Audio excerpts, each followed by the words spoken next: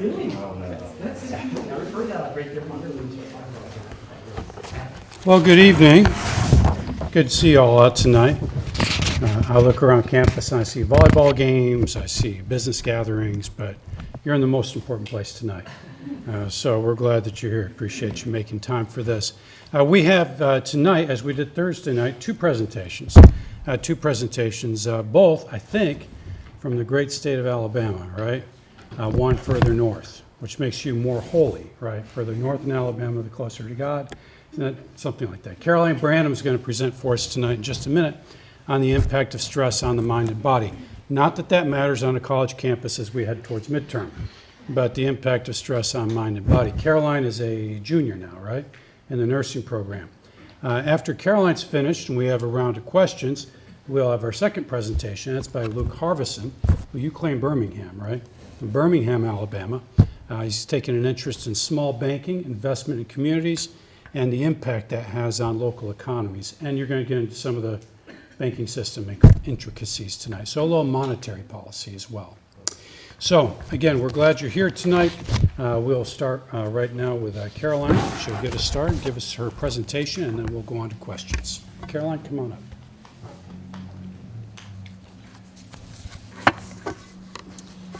According to the American Psychological Association, 1/3 of Americans are living with extreme stress, and nearly half of Americans report that their stress has increased over the past 5 years. Stress is something that has plagued every single person in this room at some point or another, and it's a part of our daily lives. To an extent, you could even say that it's unavoidable. However, studies show that there are significant negative implications as a result of living with chronic stress. 28% of Americans report that they are managing their stress extremely well. However, the majority report experiencing physical and psychological symptoms. The physical symptoms of stress that were included are fatigue at 51%, a headache at 44%, 34% reported an upset stomach, 30% with muscle tension, 23% with a change in appetite, 17% reported teeth grinding, and 13% reported feeling dizzy. The psychological symptoms that were reported include 50% experiencing irritability or anger, 45% felt nervous, another 45% reported a lack of energy, and then 35% reported feeling as though they could cry. In addition, almost half, at 48% of Americans, report lying awake at night due to stress. I think it's safe to say that these statistics speak for themselves as to just how relevant the study should be to each of us here. As college students, professors, parents, or just as friends, we face varying levels of stress each and every day. So tonight, I would like to examine how stress has been proven to lead to diagnosable mental illness and how mental illness affects physiological health and healing. When an individual is experiencing stress, whether acute or chronic, meaning short-term or long-term, there are notable physiological changes. When we're in a stressful situation, a small part of the brain, called the hypothalamus, puts our body on high alert. This causes our body to release epinephrine and norepinephrine, which are chemicals responsible for our fight or flight response. These chemicals are extremely important at times, such as when we're truly in danger, and they can be life-saving. However, when we're not in danger, these chemicals can result in physical complications, such as an increase in blood pressure and an elevated heart rate. Over an extended period of time, an elevated heart rate and blood pressure are unfavorable to the body, and these elevations can lead to further complications such as a heart attack or stroke. However, stress hinders more than just our blood pressure and heart rate. Stress has also been shown to affect wound healing. As a reaction to stress, the chemical cortisol is released, and it provides sugar for energy and other substances that help repair tissue, while suppressing other systems so that the body can focus on responding to that stress. Unfortunately, elevations in cortisol can inhibit the immune system's ability to create cytokines, which play an essential role in the early stages of healing. With continuous stress, the body has a difficult time fighting against toxins and reducing inflammation, both of which are necessary components of wound healing and overall health. This evidence indicates that increased levels of stress lead to increased blood pressure and heart rate, but as I mentioned, it also leads to a notably impaired or slowed rate of healing. After addressing the physiological changes that occur as a result of stress, it should be clear that stress affects more than just our mental well-being. Chronic stress, which is stress that persists for weeks or months at a time, has been proven to lead to various mental illnesses. The World Health Organization has even labeled stress as a worldwide epidemic in recognition of the magnitude of its deleterious effects. Understandably, the question might arise as to why. Why is there a connection between stress and mental illness? Robust evidence has linked the experience of chronic stress to the onset of major depressive disorder, which is the leading cause of disability worldwide. Furthermore, the onset of bipolar disorder and post-traumatic stress disorder, or PTSD, has been linked to chronic stress. At the University of California, Berkeley, research was conducted to examine how chronic stress can create long-term physiological changes in the brain. These changes likely explain the relationship between chronic stress and the development of mental health problems. It has been proven that people with stress-related illnesses, like PTSD, have an imbalance in the amount of gray matter versus white matter in the brain. Gray matter, which is the outer layer of the brain, is responsible for storing and processing information, while white matter is made up of axons that create a network of fibers connecting the neurons. Together, these allow for processing, perception, movement, speech, and communication. While it is unclear exactly how chronic stress creates an imbalance in white and gray matter, Daniela Kofer, one of the professors at UC Berkeley, and her colleagues found that chronic stress generates more myelin-producing cells in fewer neurons. This results in an excess of myelin, or white matter, in some areas of the brain, and this disrupts the delicate balance and timing of communication. Professor Kofer concluded that their findings could explain the changes in white matter in conditions like schizophrenia, autism, depression, ADHD, and PTSD. This physiological imbalance provides an explanation for the mental problems and illnesses that result from chronic stress. Chronic stress, and as a result, mental illnesses, not only affect healing in the brain, but the whole body. The Canadian Mental Health Association shared information about the relationship between mental health and chronic physical conditions. Their findings highlight that individuals with mental illnesses, such as depression or anxiety, have a greater risk of developing a chronic illness. This is due in part to social factors. People with mental illnesses often face higher rates of poverty, unemployment, a lack of stable housing, and social isolation. These factors lead to a higher likelihood of developing chronic physical ailments because of other components like nutritional deficiencies, an inactive lifestyle, and limited access to health care. The Canadian Mental Health Association also explained the relationship between some mental illnesses like depression and schizophrenia because they have an impact on the body's resistance to insulin. Also, obesity and high cholesterol are common risk factors for developing diabetes and are common among those with mental illnesses. Heart disease and strokes are also connected with the mentally ill because of their likelihood of high blood pressure and high heart rate, which we mentioned earlier. In addition, several mental illnesses share the same risk factors as heart disease, such as obesity, poor nutrition, and a lack of health screening. In fact, it is 3 times more likely that a person with heart disease will experience depression when compared to people who do not have heart problems. People that suffer from mental illness also have an increased likelihood of developing chronic respiratory conditions, including chronic obstructive pulmonary disorder, or COPD, chronic bronchitis, and asthma. Smoking is also a common habit among those with mental illnesses, and this obviously only increases the risk of developing respiratory conditions. People with chronic respiratory diseases also experience a greater rate of anxiety and depression. So it's evident that mental health plays a role in physical health, but what difference does this make? A coexisting mental health problem can lead to poor self-care practices, which can increase the symptoms of COPD and other chronic conditions, and contribute to increased hospital admissions, healthcare costs, and an overall reduced quality of life. Completely eliminating stress from one's life is not possible, and mental illnesses are not entirely unavoidable. However, there are choices that can be made to combat the negative effects of chronic stress and mental illness. The Substance Abuse and Mental Health Services Administration lists 7 recommendations to fight these negative effects. Stick to a treatment plan, keep your primary care physician updated, learn about the condition, practice good self-care, reach out to family and friends, develop coping skills, and get enough sleep, which I think we can all work on that one. These suggestions are dynamic and will look different when applied to each individual's life, but their universal purpose is to promote physical and mental well-being. Mental illness is not a choice, and stress is an expected part of life. However, choices can be made and habits created to minimize the negative aspects of these conditions. Stress is a prevalent part of everyday life, and it can unknowingly and quickly become a chronic condition. If not addressed, it consumes lives and leads to complications, both mental and physical. Unmanaged chronic stress can lead to an increased likelihood of poor mental health to the point of diagnosable mental illnesses. Stress harms the mind and in turn can affect physiological health and healing, which manifests itself through slowed healing or the development or worsening of chronic health problems. About 1 in 5 adults, or 43.8 million adults, suffer from a diagnosable mental illness in a given year. Mental illness is a pervasive worldwide concern, and these statistics do not exclude Christians. There are various reasons why someone may suffer from chronic stress or mental illnesses, and they're often more than what we can see.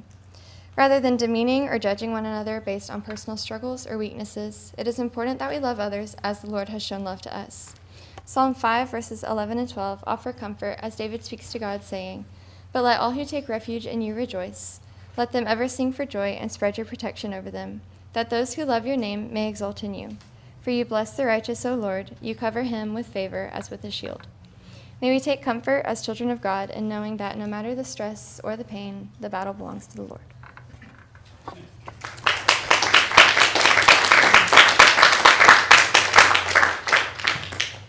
So it's fair to say you're under a little stress, right? A little bit. So, and we all are, so it comes down to the ability to manage, I suppose.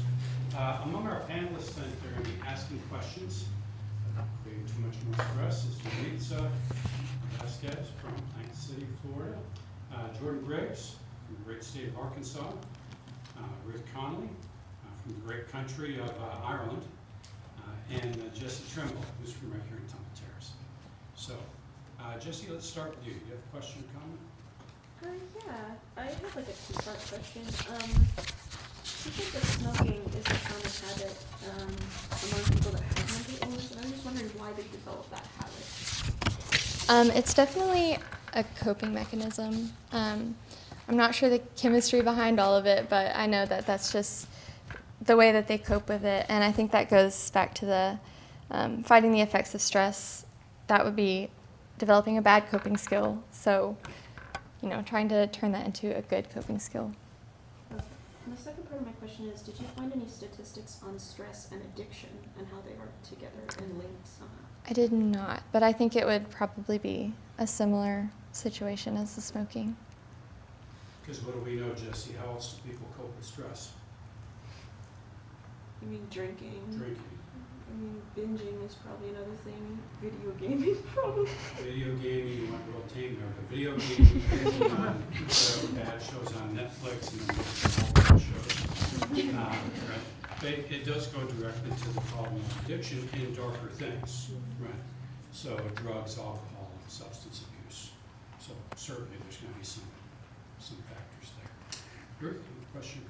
Good job. This is like a topic of exercise. I really enjoyed this. But I was just wondering, is there any ways to reverse the imbalance of white and gray matter, or a way to increase gray matter or white matter? Sorry. I'm not sure. I didn't see that. The study was very recent. I think it was like earlier this year or maybe last year. So I don't know that they have gotten that far in their study, but that's definitely an interesting question. Again, thank you so much for doing your research on this. I had probably an hour and a half long conversation last night about how to help my stress levels. So I was like, what would be the difference between chronic stress that needs to be dealt with and stress that we just naturally deal with every day? And I guess, is there a difference? Well, there's like the definition difference where chronic is multiple weeks or months at a time. And I would say it's, more unrelenting. It doesn't go away after you complete the task. Like, I'm stressed about tonight, but it's going to go away afterwards. Whereas chronic, I think it's something that's constant and you struggle to find ways to cope with it on your own. It's fair to say, you've dealt with this with your nursing studies already, that these two are so interrelated. The longer I'm in a situation in which I'm not in good health, the greater the stress, including financial, gets to it, but the financial things today. There's financial stress, there's all kinds of stress, and that feeds back into, and I don't feel well. Have you seen much of that yourself yet? Yeah. So that's going to be something you fight. A good vet or help patients fight. So don't binge watch Netflix. I was wondering if in your research you found anything on the power of prayer and managing stress. I didn't find anything in my research, but I know on a personal level it definitely helps. And I kind of, concluded with that verse where if we as Christians can keep our perspective on God and on heavenly things, it kind of helps put everything else into perspective. Doing bad on a test isn't the end of the world, even though it might feel like it when you're thinking about, your end goal. So. Yeah. What do you think? Definitely. Yeah, I would say so too. Who's read the Psalms recently? Was David ever under stress? How did he express himself? You go back to those Psalms and you realize we're not the first people on the face of the earth that have dealt with stress. You probably know of was stressed. We just took them up with the term. And since we're the most recent people on planet Earth, we think we're the most important and nobody's ever dealt with it the way we have. So yeah, definitely the relationship there. Luke, question or comment? Yes, I liked your 7 points about fighting the effects of stress, and I was just wondering if you saw like a correlation between like just good lifestyle habits like healthy eating and exercise with and the relationship between that and just managing stress. Mm-hmm. I think that definitely goes with the fourth one, which is practice good self-care. And it could even tie into 6, which is develop coping skills. Because if you're living a healthy lifestyle and you have healthy habits, it will help distract from the stress that you're facing. And I think it does have more of a physiological effect too on that, but I didn't really research that any. Where's Desi, Jessica walking? I put you on the spot. You're our wellness person around here. You want to comment on that relationship between the stress level and physical fitness? I was surprised it wasn't there. Because exercise is a stressor as well, so kind of your body responds to stress, that's eustress, but then if too much of it can become distress. But yeah, I was surprised that not to see physical activity there, just because of the endorphins that are released during physical activity and how that helps to bring your body back to a state of positivity and neutrality. Mm-hmm. Did you see anything about physical activity? I did not. That's crazy. I know. It's just Research never ends. it's out there. Oh, yeah. Hey, what do we know? It's almost intuitive. I feel better if I get outside, right? I feel better if I do something. For Christians, I've heard it said by a very wise person that if you want to feel better about yourself, do things for other people. And so those are things that we can do to relieve stress. So, but neutrality, right? If you go overboard with any one of these things, it could be distressing. Luke, any other questions or comments you have? Jesse, how about you? This is a weird question, and I don't have to know the answer to it, but I read once that some people are able to trick their body into turning stress into excitement. And I was just wondering if you found anything about maybe tricking the hypothalamus into like making yourself feel something different other than stress. I did not see anything about that, but that's really interesting. Yeah. It was a weird thing. No, that's okay. That's really interesting. Next time I do the bills, I'll pretend I'm having a good time. This is really Bert? I was just wondering with your body maintenance and stress, do you think that sleep could also be used as like an avoidant coping mechanism? Because I know that when I'm stressed, I get really tired or really upset about something, and I kind of turn to sleep just to forget about it for a while. Mm-hmm. Right. I think that goes back to what Dr. Criswell and Dr. Miles were saying about finding the balance between too much of something and not enough of something. So, yeah. How many other people yawn when they're stressed? Anybody else get tired when you're stressed? Yeah. So you bring that up and immediately makes me think of that. It's like I go to sleep real easy when I'm stressed because your body's telling you that's the answer. Jordan? I just kind of had a comment. I think it's interesting. We see a lot of the time when we look back at the laws and the rules that God had for his people back in Leviticus. And yes, the main purpose was for spiritual lessons and spiritual gain.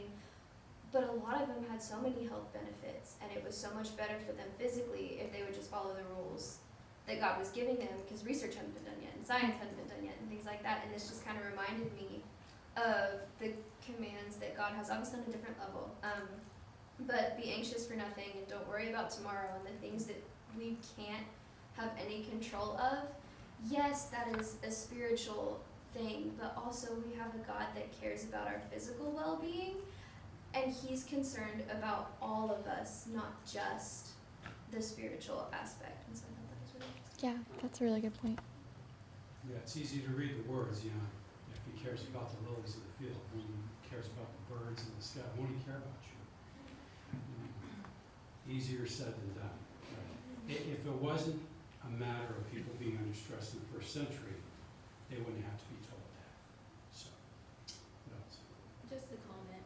I'm really glad you chose this topic. I had no clue the effect of stress, like physiologically, like we used to have the cortisol, Mhm. is the healing, and that's just like crazy. And thank you for sharing. Yeah. Yeah, it was definitely interesting to see like that. I think most of us know that it affects us mentally and can drain us and lead to mental illnesses, but I had never really heard much about how it affects our bodies, so it was interesting. Anything else from the panel?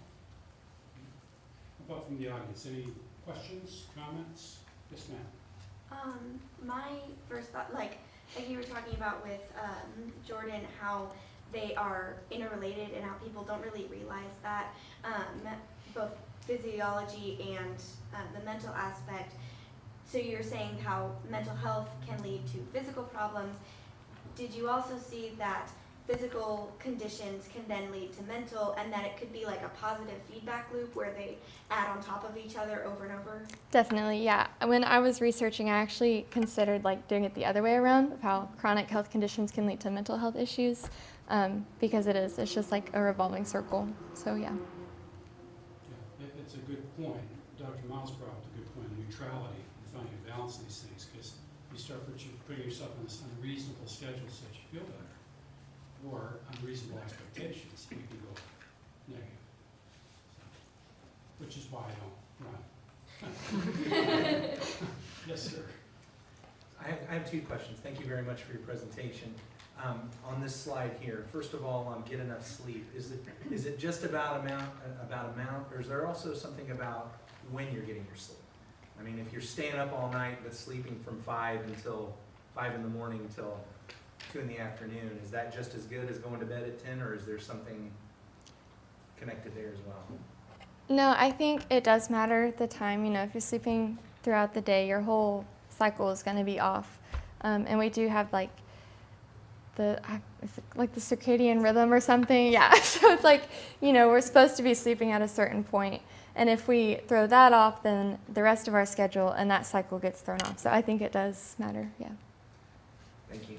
The second thing, so number 6, develop coping skills. We've already talked about maybe some bad coping skills like smoking, drinking. What are some good coping skills? I would say, you know, the typical eat healthy, stay active, try to have a schedule. And I think it also, you can put 5 in there as well, reach out to family and friends. I know for some people that struggle with mental illnesses, it's hard for them to want to reach out to people, but in doing so, you know, they might get to interact with them, and on the other side, it really benefits them, even though it was hard to do in the first place. You raise a good point there at the end. Well, what's a coping skill? You touched on it. When do we get under stress the most? And not just in college, but in everyday life. When I'm not prepared, when I'm not rested enough, when I get behind. How do you resolve that? Get organized, maintain a disciplined life, pray for that, because it's not easy for anybody. Because that's when we feel the most stress. And if that becomes a habit, to be continually out of order, our bodies don't function as well. So that may be a big bit of it there. So, the matter of sleep's a whole other deal. Sir? Well done, Caroline. Appreciate it. What's the aim when you're in stress? Where are you trying to get to? because it's not to the point of doing nothing. I might think that's a good lack of stress, but that's not what we're made for. You know, we were working before sin in the world, so what's the good landing place? I think that goes back to what Dr. Criswell was just saying was, getting to a point where you feel prepared for whatever, might have been stressing you out. But I mean, you're right, it never ends. So I guess just getting to a point where you're comfortable with what you are doing and you're being proactive and you have like a schedule that helps you stay on top of everything. What do you do? Me? Well, what I'm aiming for is where even whatever's going on, I can still feel peaceful about it. That's the one fruit of the Spirit, is peace. And I'm not there yet, but I think that's what God wants us to do. So if you're getting the coping skills, I try to exercise, try to eat healthy. I don't sleep quite enough. Relationships you didn't touch on, Caroline. What, anything in your research about relationships and managing stress, was that in there somewhere? Yeah, that's all I really saw about that, but I think that would have a huge impact on it. You know, on the front row, some of you in the audience have not been blessed with marriage yet. Some people elsewhere will chuckle about that, but we actually mean it here. Marriage does not resolve your stress, but some people say, well, it just brings on stress. You're having to live with another person. How much of a major advance or a positive thing is it to have someone to share your life with on a day-to-day basis? If I'm stressed, one person in the world is definitely going to hear about it, and that's my wife. She's going to hear about it. She's going to help me resolve it. She's going to help me remember. It's not, like you're saying about an exam, it's not the end of the world. You need family and friends. And so, because emergencies are going to come up, So that's a big part of things. Joseph, what else? Anything else from the audience? Ma'am? I think it's kind of my mentor through college. He was a worldly man. Like, he wasn't spiritually minded. And I was the kind of person who would take a test and then go in the hall and check on my answers and then cry because I changed my answers. And it was just like, I'd go to his office and I'd cry, bless the man. And he was like, Jessica, when you're 60, is it going to matter? And I'm like, well, no, blah, blah, blah, and he's like, it doesn't matter, And so then we have an opportunity to take that one step further and say, is it going to matter in eternity?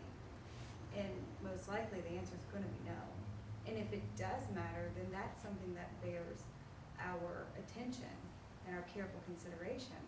But like, now that I'm 40, I can look back on 20 and be like, there were so many silly things that I stressed about that didn't matter. They weren't going to matter when I was 60, and they're not going to matter. They're not going to affect my citizenship in heaven. And that's something that we have as a hope, to be able to look beyond the here and beyond the now and say, these things seem like mountains I have to climb right now, but they're really not. They're just like a kind of a little anthill we just have to step over. But it's really easy to get stuck here and not see the panoramic view. And that's where our stress is right here, And we as humans don't want to give it to God because we can handle it, right? But he tells us, let me bear your burdens, give me every weight, lay it aside, lay it on me because I can handle it. You can't. And so that's something that has kind of given me comfort as I'm not old, but I've aged, I'm getting older every day as we all are. Some of us can look back on 40 and it's a good long ways. Well, it's not that far. So friends, family, coping skills, sleep, give us a lot of good thoughts here. Anything else from the audience? Yeah. I just had one. Great job, and you'll definitely have to learn how to manage stress and stress. However, I was just thinking about how that whole excitement, how that stress can turn to excitement, and it sort of can in healthcare, where you are prepared, you're kind of ready for that patient to come in that's not doing well, and you get kind of ramped up a little bit, and that adrenaline is flowing. And so I have seen, you thrive on it a little bit, right? You've been trained to do this and you help a person, but over time that stress probably catches up, right? So I don't really like it all the time, but I do like it to some extent. So there are nurses in the ER that are like they thrive on that, blood, guts, and glory type of thing. It is not me, but, it might be this person for you. You'll have to see. I'm glad you brought up nursing. Every profession has something in it that's stressful. But other than firefighters and policemen, I can't think of, in the civilian world, a profession that's got as much stress as nursing. Because you're dealing with people's lives, all the time. So that's a big part of the profession, learning how to manage that, keeping that neutrality, finding the right balance. So we'll get there. We don't expect you to have it all down yet. I was just pleased you had fallen to the 35% there and just feel like crying right now or something. Sometimes I do. So, thank you very much, Carol. Thank you. Well, as promised, our second presenter is Luke Harvison. Luke's in his second full year in the program, right? Time gets by pretty quick. This begins your first full year. Yeah. Caroline's in her second full year. We are into 1, 2, 3, this is our fourth or fifth semester. So our second full year, and we have a couple of originals here tonight. One's Caroline Branham and the other's Yuritsa Vasquez. And then we've taken on other students over time. And so they have been so bold as to attempt this program. But after a couple of years, we're going to lose our charter people. So it'll be up to the rest of you to carry it on. So Luke is beginning his first full year with us from Birmingham. He wants to speak to us on the matter of small banks, monetary policy, how that fits into the overall economy, and how we fit into that process. So Luke, come on up.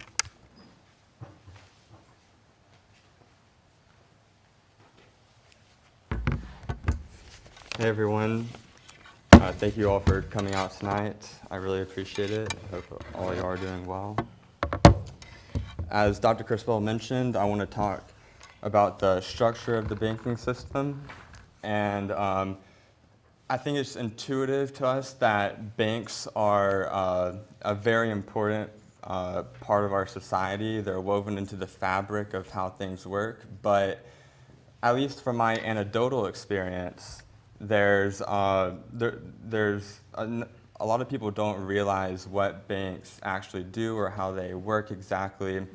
And so because of that, and because I only have about 15 minutes, I want to talk about one essential function of banks and some of the implications of that. And then also, as Dr. Criswell mentioned, I want to spend at least most of the second half of my talk on the landscape of the banking sector, specifically talking about small banks, and then just looking at the consequences of the peaks and valleys of that landscape. So first, the essential function of banks. It would be the process of lending and borrowing, I'd say. A bank extending a loan. So whenever you or a business or even a government takes out a loan from a bank, it's creating credit. And this is important because 97% of the economy runs on credit. In fact, even what we often refer to as money is actually credit. Now, to be sure, banks don't create credit out of thin air. The central bank influences this process by setting reserve requirements and interest rates. And of course, it also has the ability to directly influence the money supply by printing new money. However, it is commercial banks that have this very strong and direct influence on credit creation. Now, credit has multiple faces. Credit is an asset to the bank, right? It's booked as an asset on the bank's balance sheet. And it's debt to a borrower. And then whoever the borrower is spending money on, to that person, credit's just money. So this process of lending and borrowing done through banks creates credit, and thereby it expands the money supply. If this lending process is in fact credit expansion, and if credit is what drives the economy, then we should look at what loans are being made for, right? What banks are lending money for. And there's two broad categories here. There's commercial lending, and then there's consumer lending. And consumer lending, I think, is what we often associate bank loans for, typically in our everyday lives. Things like mortgages and auto loans and credit cards and that sort of thing. And then under the umbrella of commercial lending, there's commercial property loans and a variety of other types of loans. And then there's also small business loans. And I'm going to be touching on that throughout my talk tonight. But just to plant a seed, while all lending encourages growth, lending to businesses translates quite directly to real GDP growth. For instance, a loan to a business can allow it to hire an employee, and so now there's another person with a new income. And that employee is really helping out that business, making that business more productive, and it can expand, and the business makes more money. So again, I'm going to circle back to small business loans throughout the talk. So now for the implications of this. First, interest rates.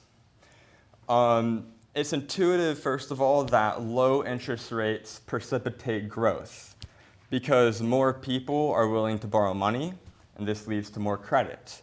And that is, there's more dollars in the economy. There's more dollars chasing more things. And then the rate at which people spend money is higher, right? This is known as the velocity of money. On the other hand, a higher interest rate environment, especially when short-term interest rates are high, discourages lending. But it can tamper inflation, so it has a place. But when rates are moderate, banks, especially small banks, can do some effective lending, especially to small businesses, because they're able to make more money and they're more willing to take on that risk. The second implication, boom and bust cycles are intrinsically connected to credit. So growth goes up when people are borrowing more money, right? People can buy more things from other people whose incomes subsequently rise. Logically, however, people, and for that matter, businesses and governments, must stop borrowing and cut spending at some point, leading to less dollars in the economy and slow growth.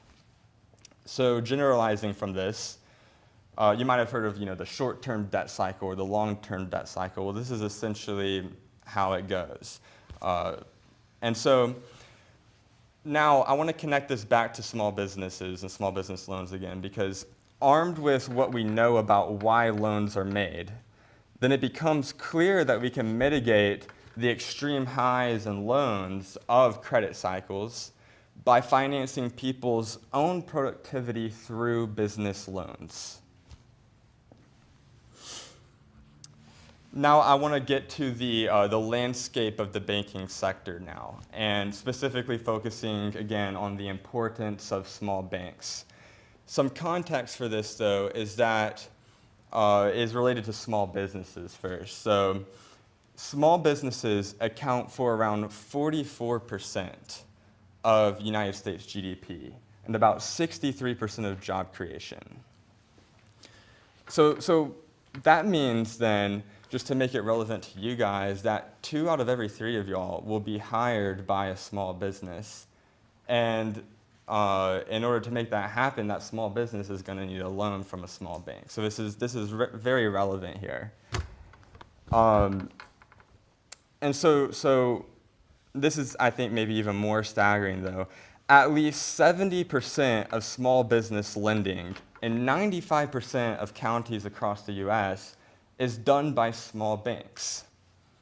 60% of loans to small businesses are made by banks within 10 miles of the borrower. So the geographical proximity here is super important. And around 75% of loans are made by banks within 25 miles of the borrower. So because of their impact, loans to small businesses are very important. And I've already hinted at this, but I just want to really make it clear. An empirically determined fact is that large banks do not regularly lend to small businesses. And this is due to economies of scale. It's just not worth it for a big bank. A big bank will prefer to make a big loan to a big business. Small businesses seem to prefer small banks anyway, though, because, again, of that geographical proximity, I think. They're looking for a strong relationship to be formed and leveraged. I mentioned in my paper that goes along with this talk about Germany and about Germany being an interesting case study for the impact of small banks. And so I just want to touch on that here as well. So Germany, Germany is the country with the highest density of small banks. Many of Germany's small banks are credit unions, about 40% of the banking market, or locally publicly owned banks, which is about 30% of their banking market. So there's a regional supply of money injected by these classes of banks, invigorating local economies. Germany also has a distinguishing trait of having a lot of businesses that fit this criteria known as being a hidden champion. So if you're a business who's a hidden champion, you must meet these three points. One, own a market share in the top 3 of the continent, have a revenue below $5 billion, and then have a low level of public awareness. So, obviously it can't be a BMW or a Porsche. And Germany leads the world in hidden champions by this really substantial margin. Around 1,500 hidden champions are located in Germany, which is just crazy. Just to put this in perspective, there's about 300 hidden champions here in the US, and we're number 2 as far as countries go with the most hidden champions. So there's no close second. And so again, I just think this provides a really interesting case study for the correlation between small businesses and small banks and how the synergy between the two can have a real impact on the economy. However, there's been a decline in banks over the years, this really, really sharp decline. There's been fewer and fewer banks in the US and also across the world. Between 1994 and 2015, community banks' share in bank lending and assets fell by 40%. And the rate at which banks disappears continues to stay high. For example, in Q3 of 2021, there was a net reduction of 130 community bank charters. So why has there been such a steep decline in the number of banks? And what are the consequences for it? Well, super briefly, I'll elaborate more on this in my paper, but I just want to touch on 3 reasons, first of all, for the decline in small banks. First is there's some quite prohibitive regulation that banks have to go through when they're getting started. So the regulation around bank formation. First of all, there's capital expectations that are really steep. I was told that in an interview that I did that capital expectations fluctuate between 30 and 50 million, which didn't seem that high to me, but apparently that is steep. And then there's a lot of compliance issues as well, especially as banks reach that 1 billion in assets mark, and then also again when they reach about 10 billion in assets. There's just all these compliance issues that make it very hard for a bank to continue to grow. So those are some, and I believe there's other regulations around, and also just some opaque regulations too. So there's a lack of transparency I read about bank formation. So the second reason is consolidation. So there's actually a whole business model, I believe it's called the charter strip acquisition model, that essentially emerged, as far as I can tell, because the regulation around bank formation is so tough. So it's just more effective for an entity, for a purchaser to go in and buy an existing bank and then revamp it rather than starting a new one. And so, of course, over time, this reduces the number of banks overall. And then third, there's an increasing availability of non-bank credit. And so there's just non-bank credit lenders like, a couple that come to mind are credit hedge funds, then like some fintech companies as well.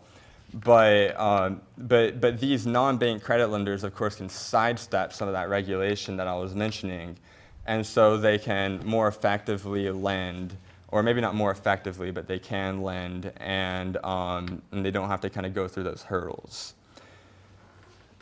Now, finally, for the consequences of this, well, these are just kind of emphases made based on what I've talked about, especially related to just the importance of small businesses and their impact on the overall economy. If there's not a lot of small banks, then small businesses may be squeezed to some extent, and this is going to affect the economy. There's also problems with you could argue problems of competition. Just fewer and fewer banks means less competition, especially for big banks. And then there's also the possibility of just the banking system becoming more fragile. If you just have a large concentration of deposits in a very small number of banks, then if one of those banks blows up, it can be really bad. So that's all I have. Thank you, guys.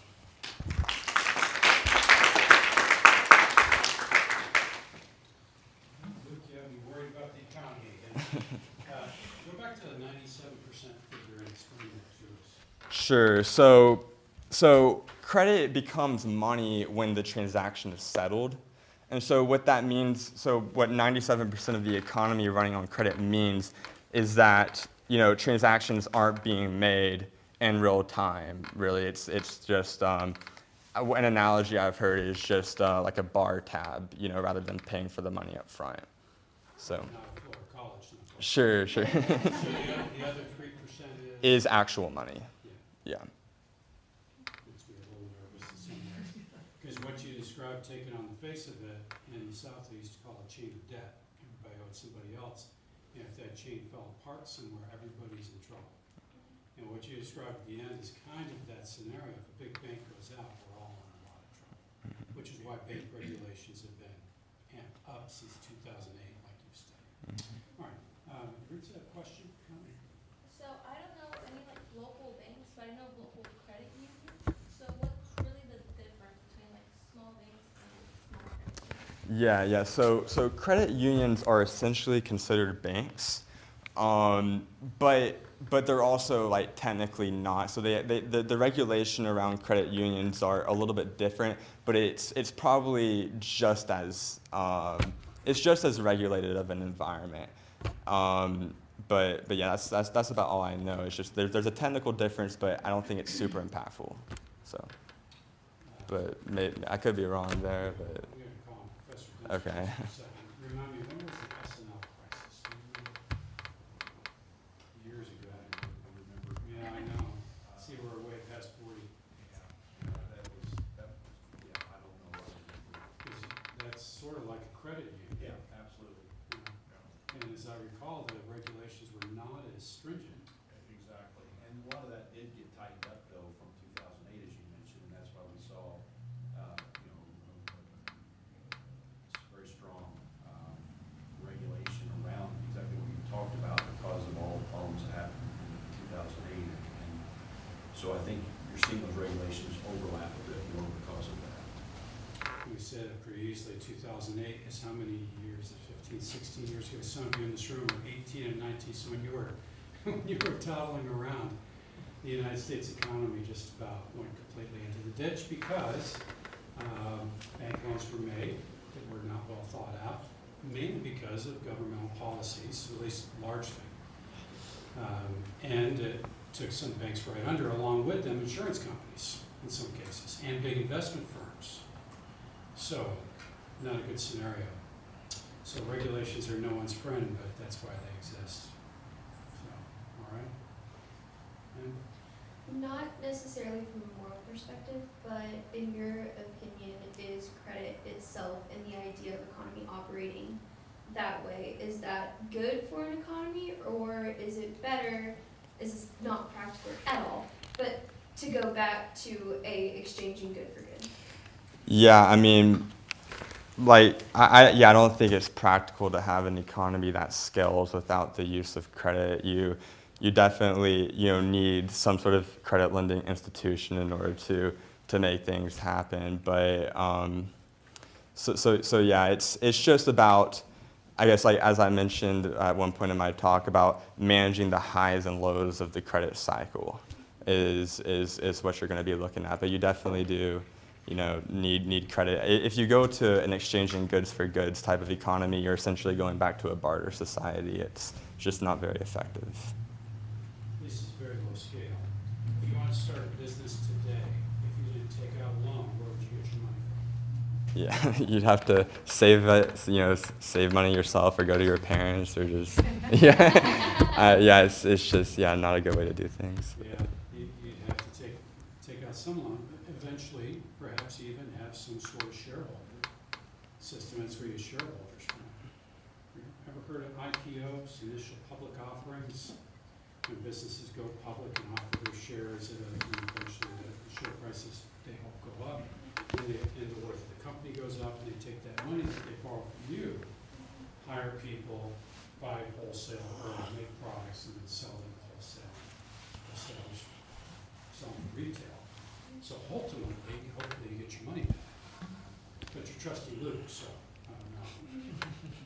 Rick? You talked about availability of non-bank credit. I was just wondering if you saw any of your research that talked about how or if cryptocurrency is affecting banks today, since people are borrowing money to use for crypto. Sure. So I haven't looked at this in a while, but so yeah, technically cryptocurrencies are considered security, or no, they're not. I don't remember what they're technically considered, but there is some sort of difference between buying a cryptocurrency or buying a stock, and so there's a difference between taking out a loan for that versus something else. But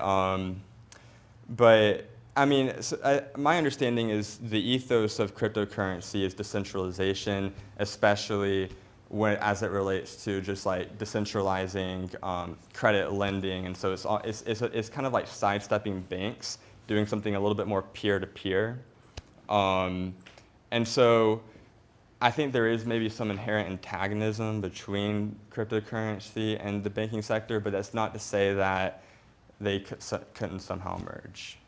Does that make sense? Yeah, crypto is designed to be independent of governmental institutions. That's what it's designed to be. So the question now becomes, how should it be regulated? Where should it be regulated? To what degree should it be regulated? And those things are being discussed right now. What we're seeing, this is where the interdisciplinary element of this comes in. It's not just money.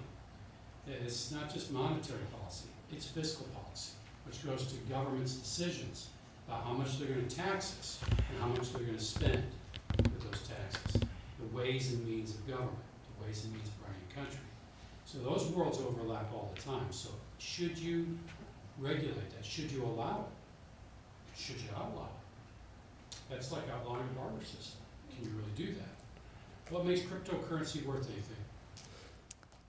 Just the faith that people have that it's going to go up. Why is this pen not worth $5,000? Because no one's going to accept that.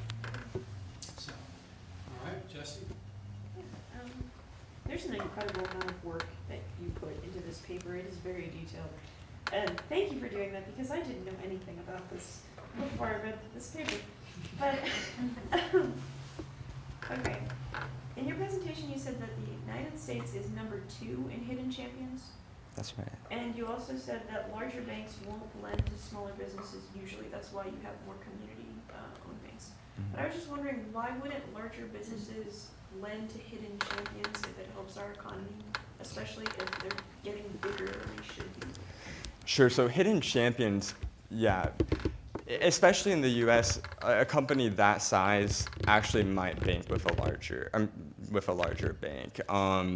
So I probably need to look into that more. I stumbled across this criteria of hidden champions when just like kind of doing my own reading that was unrelated to this, but yeah, with a company that's pushing like $5 billion in revenue, they're probably not going to be banking with a small bank, as far as I could guess. But But yeah, so it'd really be more like the small, like regional businesses that are banking with small regional banks and the relationship that those have that I was, I guess, like focusing on for the most part. So Yeah. smaller, okay, so a larger bank wouldn't cover a smaller business, why? Because they're just not making enough money? Yeah. Sorry to cut you off, but yeah, it's, let's say like a $50,000 loan is just not going to be worth it to a large bank. It's just, there's going to be like some cost that's associated with that. Generating some sort of risk report and also the risk that the business defaults on their loan, and it's just not going to be worth it to a big bank. If that makes sense. Does that kind of answer the question? Or? Yes. Okay. We tend to forget, banks are in business to make money. So. This is a very vague and general question, so you can take it however, but has online banking impacted small banks? Like, has it helped them or hurt them or affected them at all? Yeah, I'm not sure about its impact on small banks, but one thing that I did see was that trend to, well, there's like something in business called software as a service, and it's just the idea that you kind of convert the interface by which your clients interact with you as the business, and you kind of make that interface very intuitive, that they can kind of do a lot, yeah. And so banks are trying to convert to that, just allowing their service to be more intuitive and usable by its clients. I'm not sure if small banks are able to, be more, I guess, like nimble and adaptable and convert to that sort of service faster, or if they don't have the same, they don't have like the same, like, I guess, like resources to leverage as a big bank, so it makes it harder for them to adapt. I could see it going either way, honestly, but I'm not entirely sure. If you're doing your banking online, what don't you have to do anymore? What's that? Go. Go to the bank, which means if everybody's doing that, or a large majority, what's the bank no longer have to do? Pay tellers, pay extra staff, which is why when you go to a physical bank, it's so hard to get service. That's a way for them to save money, increase their profits. And online banking, I think, has been a boom. I don't know about that exactly, but I would guess it's been a boom, especially to small banks. It's a good question. You have something else, Carolyn? Jesse? Oh, yeah, you mentioned the 3 primary purposes for loans, and I was just wondering if you found that one of those loans was, like a statistic, if it was given more often than the others? Oh, I think I'm not sure actually, but I would assume loans for consumption, because like consumption makes it like 70% of the U.S. economy or something like that. So, but maybe not. I'm not exactly sure, on that, but yeah, sorry.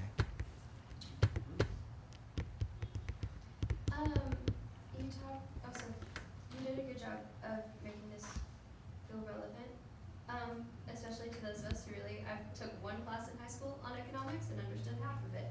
So this is very, very helpful, and you worded it in a way that was very understandable, which is commendable. Thank you for that.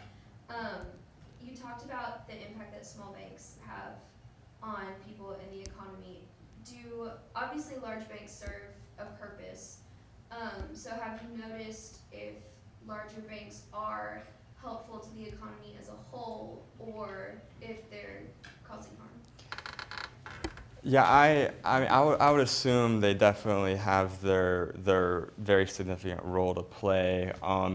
I think it probably just depends on your overall like worldview and stance on this, because like I'm sure some people could make a really compelling case that we actually need just a bunch of small autonomous banks, and that would be more effective. But then other probably like more like conventional people would say no, we actually do need the big banks to do what they do. So I personally I don't feel like I know enough to have an opinion on that. But, Do you have any idea of what can be done to help foster the growth of small banks?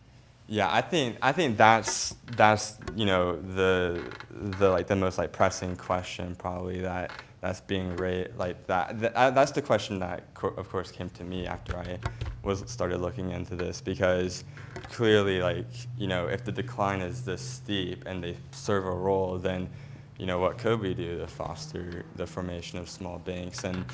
And I'm not entirely sure, but I would assume, some of the regulation might need to change, because that's what, I kept coming back to when I was looking at why there were fewer and fewer banks. But, and of course, there's also the question of like maybe we actually need more non-bank credit lenders doing the same thing that small banks used to do. If the regulation is not going to change, then maybe those are going to be the entities that fill the void. So I'm not sure, but I would assume one of those two options maybe. So where are you more comfortable with going and asking for a loan from? This huge bank or this more local commercial bank that you know of? And that's what helps them as well. But the regulations exist so that you have a sound loan, and you're not going to get repaid to the banks. The bank can stay solvent. So the rest of us are in good shape. But regulations exist because there have been so many problems in the past. The question becomes, is it over-regulated? Sure. And Germany's regulations are probably a good bit different than ours. I don't know what they are. I'm not sure either. Any other questions from, no? How about from the group? Questions, comments? Monetary, fiscal policy, interest rates. Have you ever heard of inflation? That's where everything starts to become real for us. Price of gas, price of Chick-fil-A may have gone up a little bit. Starbucks definitely did. So not that I would know about that. The costs get passed along to the consumers. When they've got to pay more for loans in order to grow their businesses, hire workers, the costs get paid by us. It's a capitalistic society. You don't like it? Don't get your Christian chicken sandwich. Do something different, right? Don't get a corporate cup of coffee. Do something different. We've got our choices in that. Ultimately, we drive the economy. It's not somebody out there pulling levers. As much as interest rates hurt us, money supplies vary, and inflation's real. So no questions from the group? Yes, ma'am. Would you, this term hidden champions is just, I don't know why that's captured my attention, because this whole thing is in a realm that I'm very uncomfortable and unfamiliar with, but would you elaborate on that just a little bit more, or clarify that for my simple mind? Sure. I think it's super interesting too. It's something that I'd like to look into more, definitely. But yeah, again, I don't know if I could do much more than reiterate what's in my paper. But yeah, just those three requirements, just having the revenue less than $5 billion, the low level of public awareness, and being in the top 3 in their market on their continent. And yeah, I would also like to look more into why it is Germany too, because there, as far as I can tell, there is a correlation there between those hidden champions and their banking economy, but there's got to be other factors too that I'd like to look into. It's interesting. In fact, we call them hidden champions. You're a word person. What's that tell you? It's secret. Yeah, they're secret, but we know they're there, but we don't recognize them as such. Jordan Griggs came from an area of the world where there's some place called Walmart. Walmart creates jobs. Sam Walton changed the lives of probably literally millions of people. And so to go to the Walmart, right, countryside, that's a big deal. That's obvious. A hidden champion, recognize it, but the local hardware store hires some people, contributes to the local economy. How many of y'all been to Germany or somewhere in Europe? The small downtowns are far more vibrant. They have far more small businesses, and I wonder, as I sit here, if it isn't because of that. Mm-hmm. That maybe it's other regulations as well that we wouldn't like, but I wonder if it's tied to that. Mm-hmm. There you go. There's your next paper. Yeah. Anything else from the group? All right. Well, thank you very very much, Luke.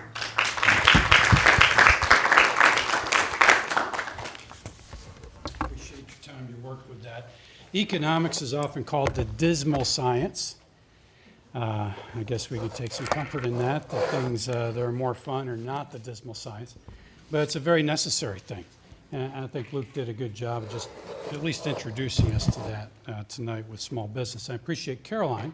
We all relate more to stress, because we all live it. I appreciate your work with that tonight.